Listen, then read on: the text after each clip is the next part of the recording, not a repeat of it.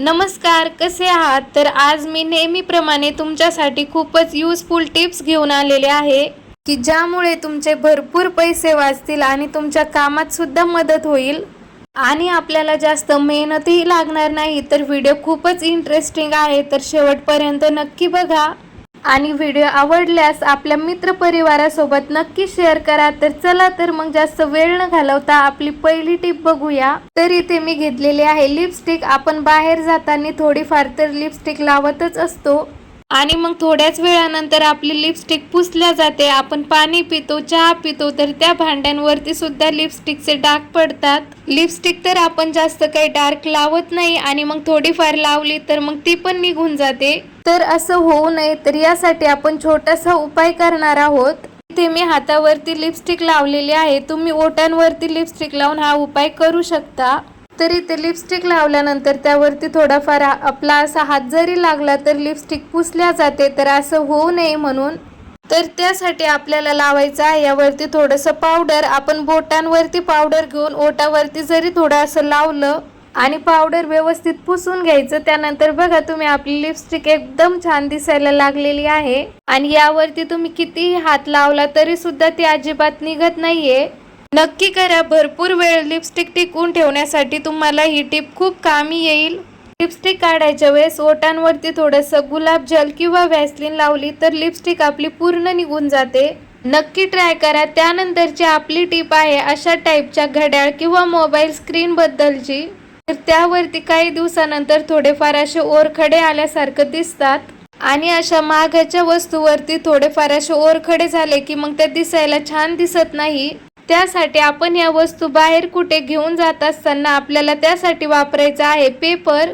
याऐवजी तुम्ही कॅरी बॅगही घेऊ शकता। तर पर्समध्ये आपण कुठे जाताना भरपूर वस्तू असतात आणि या वस्तू अशाच पर्समध्ये टाकल्या आणि मग त्या वस्तू एकमेकांना लागून अशा वस्तूवरती ओरखडे होतात। तर असं होऊ नये म्हणून आपल्याला त्यावरती असा एक पेपर लावायचा, वरतून रबर लावायचं आणि त्यानंतर मग या वस्तू पर्समध्ये ठेवायच्या आणि कुठे जरी ठेवल्या तरी सुद्धा यावरती ओरखडे होणार नाही आणि छान हे असं ऑर्गनाइजही राहतं।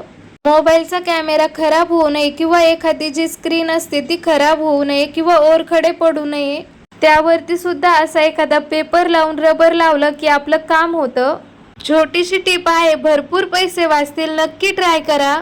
यानंतरची आपली टिप आहे फोटो बद्दल। छोटे फोटो असो किंवा मोठे तर ते असे एकमेकांवरती ठेवले की मग ते एकमेकांवरती चिटकतात आणि मग हे जे फोटो असतात तर त्या आपल्या आठवणी असतात, मेमरीज असतात, तर हे खराब होतात आणि हे छोटे फोटो पण असे पासपोर्ट फोटो आपण एकमेकांवरती असे ठेवले तर मग ते चिटकतात आणि मग ते खराब होतात। त्यासाठी आपल्याला कोणताही फोटो असो, छोटा किंवा मोठा, त्यामुळे फोटो आपल्याला असे ठेवायचे आहे त्याची मागची जी बाजू आहे तर ती मागच्या फोटोच्या समोरून आली पाहिजे, यामुळे आपले फोटो खराब होत नाही। तर नक्की ही फोटोची ट्रिक ट्राय करून बघा आणि आपल्या आठवणी जपून ठेवा।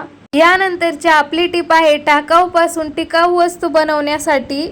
इथे मी घेतलेला आहे टिकल्याचं पॉकेट, जे की आपण टिकल्या संपल्यानंतर यांना फेकून देतो।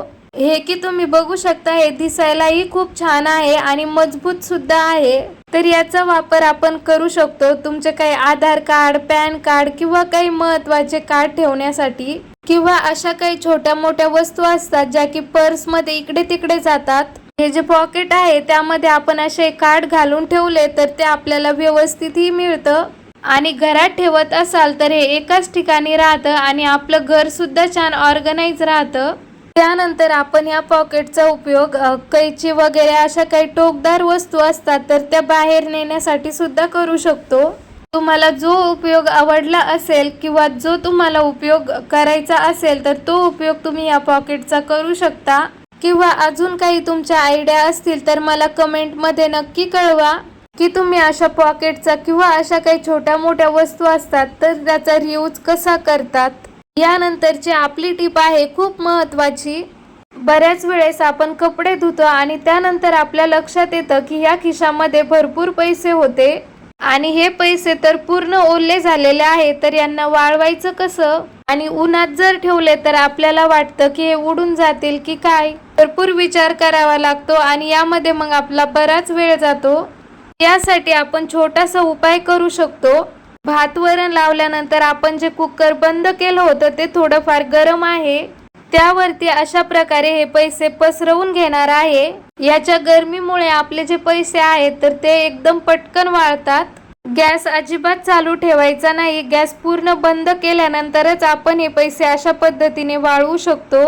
पैसे कसे ना कसे आपण तर वाळवूनच घेतो, पण पैसे खूप जास्त चुरगाळले गेले असतील किंवा दुमडल्या गेले असतील तर त्यांना सरळ कसं करायचं हेही आपल्याला पाहायचं आहे। पैसे वाळवण्याची आपल्याला अजून एक पद्धत बघायची आहे। इथे मी तवा थोडासा गरम केलेला आहे किंवा स्वयंपाक झाल्यानंतर सुद्धा तुम्ही हे करू शकता। त्या तव्यावरती आपल्याला हे पैसे ठेवायचे आहे। तर पैसे भरपूर जणांनी हाताळलेले असतात, तर पैसे वाळल्यानंतर आपल्याला तवा एकदम स्वच्छ धुवून काढायचा आहे।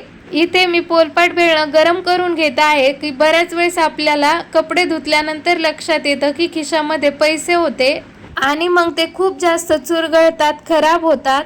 पैसे वाळवण्यासाठी तर तुम्हाला भरपूर पद्धती मिळतील, पण दुमडलेले पैसे सरळ करण्यासाठी, कडक करण्यासाठी तुम्हाला पोलपाट बेलणं थोडंसं गरम करून यावरती असं फिरवलं की आपले जे पैसे आहेत तर ते पहिल्यासारखे सरळ आणि कडक होतात। नक्की ट्राय करा, कारण की दुमडलेले थोडेफार खराब झालेले पैसे कोणी घेत नाही।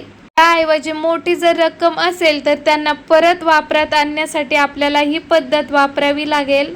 तुम्ही ते पाहू शकता, ही नोट वाळून पहिल्यासारखी कडक झालेली आहे।